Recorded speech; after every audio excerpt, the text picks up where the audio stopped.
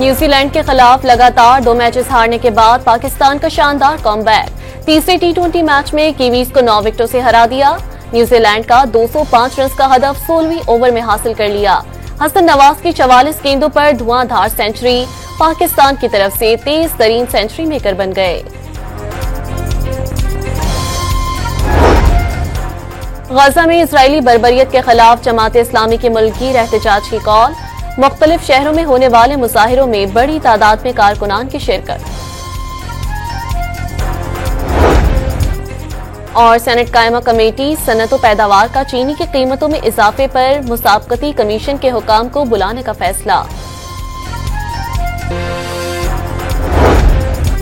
New Zealand के खिलाफ लगातार 2 मैचेस हारने के बाद पाकिस्तान का शानदार कमबैक। तीसरे टी20 मैच में कीवीज को 9 विकेटों से हरा दिया। न्यूजीलैंड का 205 रन का हदफ 16वीं ओवर में हासिल कर लिया। हसन नवाज की 44 गेंदों पर धुआंधार सेंचुरी पाकिस्तान की तरफ से तेज तरीन सेंचुरी मेकर बन गए। गजा में इजरायली बर्बरियत के खिलाफ जमात इस्लामी के मुल्की एहतजाज की कॉल। मुख्तलिफ शहरों में होने वाले मुजाहिरों में बड़ी तादाद में कारकुनान की शिरकत।